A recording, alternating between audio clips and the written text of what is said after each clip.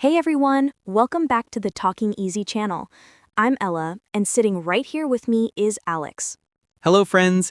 It's a beautiful day to learn something useful and fun. So, Ella, what are we talking about today? Today, we're talking about transportation, how to speak naturally about the ways we move, travel, and get around every day. Perfect topic. Everyone uses transportation buses, trains, bikes, even just walking. So, this lesson is really for everyone. Exactly. Whether you're going to school, work, or taking a short trip, you'll need these phrases. Let's start with something easy. Alex, how do you usually go to work? I usually take the bus. It's cheap, comfortable, and I like looking out the window. Nice. So we already have our first key phrase. I take the bus to work. Simple and clear. Yes, listeners, try saying it now. I take the bus to work. Good job. And you can change bus to any other kind of transport. Train, subway, taxi, or bicycle. Exactly. For example, I ride my bike to school. Or I take the train to the city. By the way, Alex, do you remember your first time taking the subway alone? Oh, yes, I was so nervous. The train was crowded, and I was afraid I'd miss my stop. I think everyone feels that way. You hear the sound of the doors closing and the announcement saying, "Next stop, Central Station." It feels like a little adventure every time. That's another good phrase, miss my stop. It means you didn't get off at the right station. Exactly. So far, we have take the bus, ride my bike, and miss my stop. Let's add one more. What if you're late for work because of traffic? Then I'd say, I was stuck in traffic. That's one of the most common sentences ever. Stuck in traffic means cars are moving slowly or not moving at all. Repeat after us. I was stuck in traffic. Perfect. You can also use it in small talk. Sorry I'm late. I was stuck in traffic. Speaking of small talk, Alex, do you usually chat with taxi drivers? Sometimes they often ask, "Where are you from?" or "How long have you been here?" Yes, those are great for practice. You can also ask, how long will it take to get there? Or, can you take me to the airport, please? Very useful. That phrase, "Can you take me to?" works with any destination. Let's do a quick role play for our listeners. You be the driver, and I'll be the passenger. Okay, ready. Hi there. Can you take me to the train station, please? Of course. Do you want the fastest route or the cheapest one? The fastest, please. I'm catching the 8 o'clock train. No problem. Fasten your seatbelt and let's go. Perfect. So, listeners, you just learned real phrases for taking a taxi, like, can you take me to, and the fastest route. Exactly. Fastest route means the quickest way to get somewhere. Very handy when you're traveling. Now, Alex, tell us one travel memory that went a little wrong. Uh, I remember once in Bangkok, I took the wrong bus. I wanted to go to the shopping mall, but ended up near a temple on a hill. That sounds like an accidental adventure. It was. I didn't panic though. I asked an old lady, "Excuse me, which bus goes to Central Plaza?" And she helped me. That's such a good sentence. Excuse me, which bus goes to... It's polite, simple, and really useful. Yes, always start with, "Excuse me." It shows respect and makes people more willing to help. So far, we've learned take the bus, ride my bike, miss my stop, stuck in traffic, and excuse me, which bus goes to... That's already a great travel toolkit. And remember, it's not about perfect grammar, it's about confidence and kindness. Exactly. Even if you forget a word, your smile and tone can help people understand you. So true. Kindness really is a universal language. All right, friends. We've talked about getting around the city, buses, bikes, taxis. Now let's travel a little farther. Yes, let's talk about trains, flights, and long trips, the exciting side of transportation. Okay, picture this. You're standing at a train station, your bag is heavy, and you hear the whistle blow. You look at your ticket, it says Platform 4, Seat 12A. You take a deep breath and smile. Your journey begins. That's such a nice image. Traveling by train always feels calm to me. You can read, listen to music, or just watch the world pass by. Yes, and there are so many useful phrases we can use here. Buy a ticket, catch a train, get off at the next stop. Let's try a short dialogue for our listeners to practice. I'll be the passenger and you be the ticket officer. All right, let's go. Hello, I'd like a ticket to London, please. One way or round trip? Round trip, please. How much is it? It's £30. The next train leaves at 9:30. Thank you. Which platform should I go to? Platform 2. Have a safe journey. Perfect. So, listeners, let's explain that quickly. Round trip means you go somewhere and come back. A one-way ticket is only for one direction. Exactly. And platform means the place where you wait for your train. So you can say, which platform should I go to? Or, what time does the train leave? Good.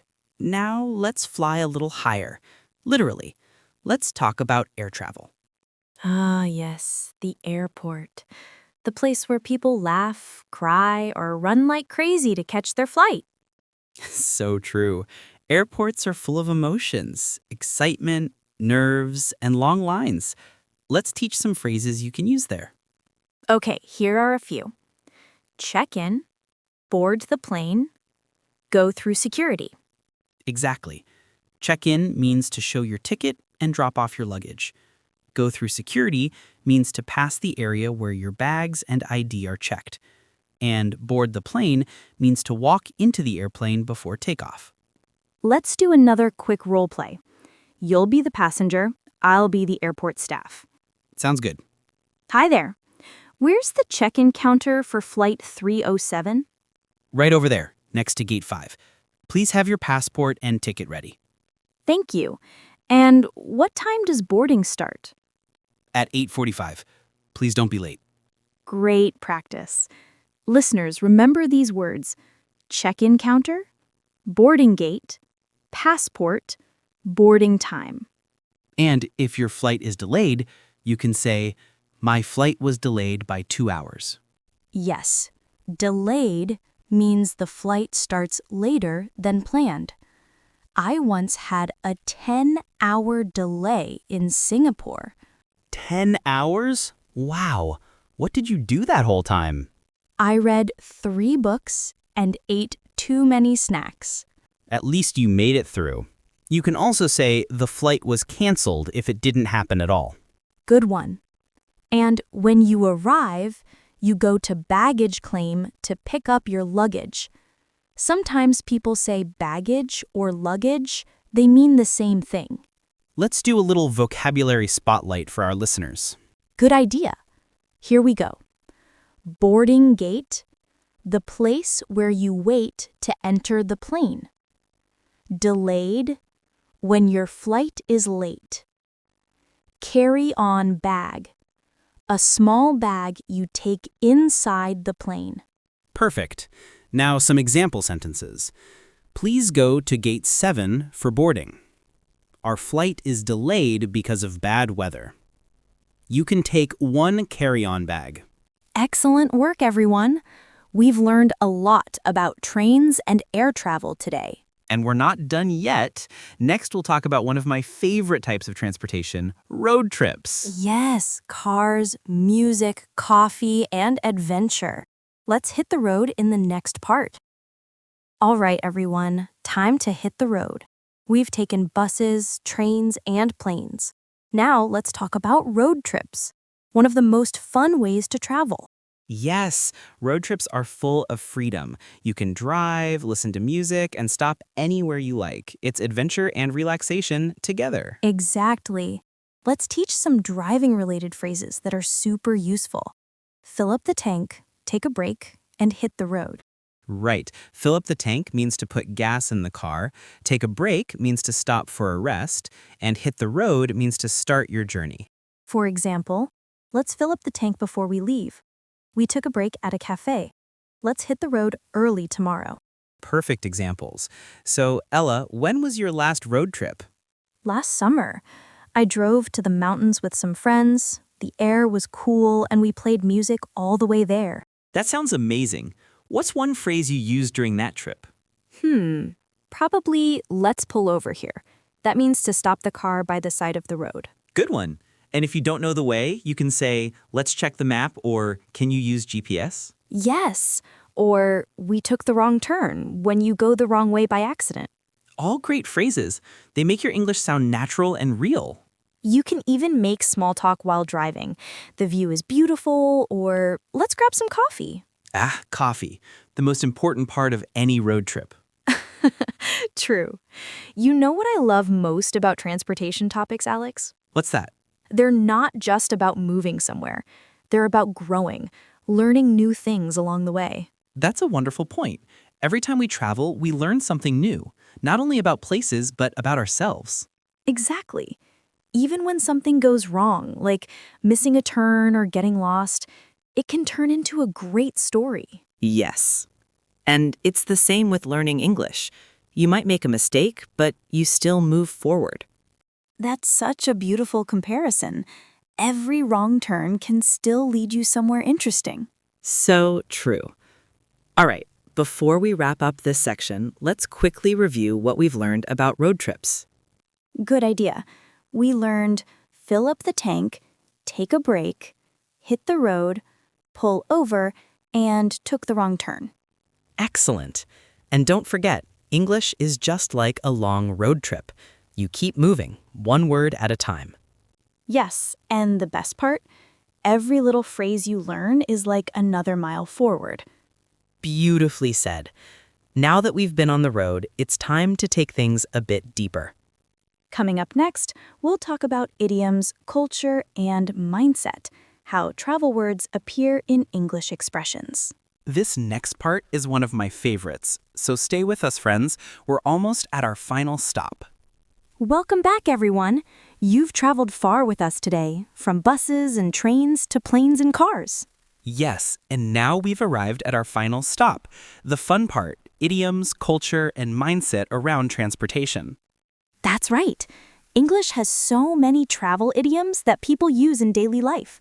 Let's start with a few common ones. The first one is in the same boat. It means in the same situation. For example, don't worry, we're all in the same boat. Exactly. Another one is miss the boat. That means to lose an opportunity. For example, I wanted to apply for that job, but I missed the boat. Good one. Here's another popular idiom. Hit the road. It means let's go or let's leave. You can say, it's getting late. Let's hit the road. Nice.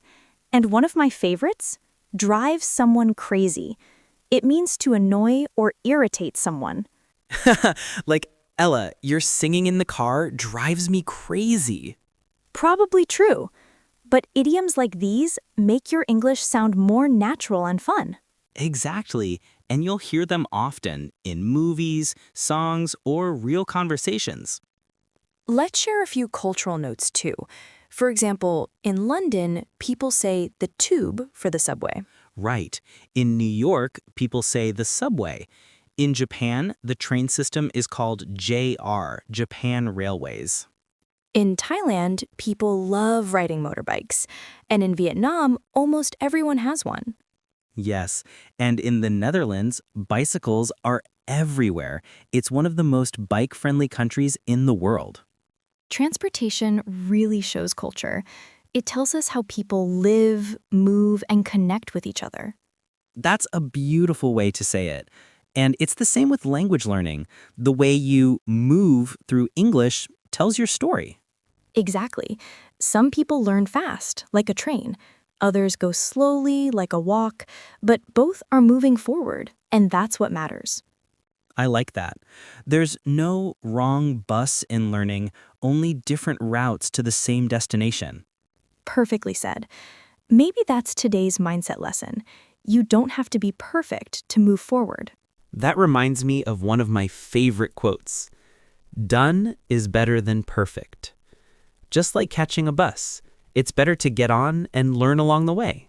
Yes, waiting for the perfect time only makes you late for your own journey. Let's make this interactive. Friends, think for a moment. What kind of traveler are you in English? Are you the calm bus rider, the fast train, or the brave driver taking new roads? Whatever your answer, remember, you're already on the road. You're not stuck. You're moving forward. That's such a lovely thought. Now, let's have a short practice before we finish. Yes. Everyone listening, repeat these sentences aloud after us. Ready? I take the bus. I was stuck in traffic. I missed my stop. I checked in at the airport. I filled up the tank before the trip. Beautiful. You didn't just repeat words, you imagined real situations. Exactly. That's the magic of learning English through real life. We don't just study English here, we live it together. Every word, every sentence, every mistake, they all help you grow and move forward. So don't be afraid to make mistakes. It's like missing one bus. There's always another one coming. Yes, the journey continues. Each time you speak, you'll sound a little better and feel a little more confident. Learning English is like being on a long train ride. Sometimes you stop, sometimes you speed up, but what matters is you stay on track. That's perfect. And even remembering one new phrase today means you've already improved. So, before we say goodbye, let's do one last vocabulary spotlight together. All right, here we go. Traffic jam, when cars can't move. Round trip, go and return. Pull over, stop the car by the side of the road. And here are some examples. We were late because of a traffic jam. I bought a round-trip ticket to Paris. We pulled over to take photos. Well done, everyone. You've learned vocabulary, idioms, and something even deeper, patience and persistence.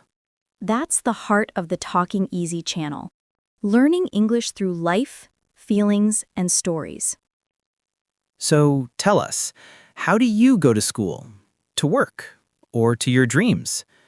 Comment below and share one phrase you'll use today. And don't forget to subscribe, like, and share this episode if it helped you, because every small word you speak takes you one step closer to fluency. Keep walking, keep talking, and keep believing. You're already on the road. See you next time, friends. Safe travels, in life and in English. Goodbye, everyone. Let's keep moving forward, one word at a time. Before we finish today's journey, let's take one more minute to practice together. Yes, let's make this lesson real. We'll help you use the phrases from today's episode in your own story. Okay, friends, imagine it's Monday morning. You're leaving home and someone asks, "How do you get to work?" You can answer, "I take the bus to work." Good. Now it's the weekend. You're planning a trip. You can say, "I'm going to travel by train," or "I'm flying to another city." Perfect. Now you're on the road with your friends. Say, "Let's fill up the tank," or "Let's take a break." And when you finally arrive, you can say, "That was a long trip, but it was fun." See? You've just used 5 real English phrases naturally. You didn't memorize. You spoke from life. That's the goal here on the Talking Easy channel. We want English to feel simple, natural, and part of your world. Exactly. And remember, You can come back to this episode anytime. Listen again, repeat, and shadow the dialogue with us. That's the best way to improve. Small steps, every day. Like a slow, steady train moving toward fluency. Beautiful image, Alex. So here's your challenge of the day. Tell us in the comments how you travel. You can write something simple like, I take the bus to work. I ride my bike to school. I drive to the countryside on weekends. We'll read your comments and maybe feature some in our next episode. That's right. Next time, we'll talk about travel memories, how to describe your last trip in English. It's going to be full of storytelling and new expressions, so don't miss it. Thank you all for joining us today. Keep learning, keep smiling, and keep speaking. And remember, you don't need perfect English. You just need courage, curiosity, and consistency. You're doing great. We're proud of you. Until next time, safe travels in life and in English. Bye, everyone. And remember, every word you say takes you one step forward.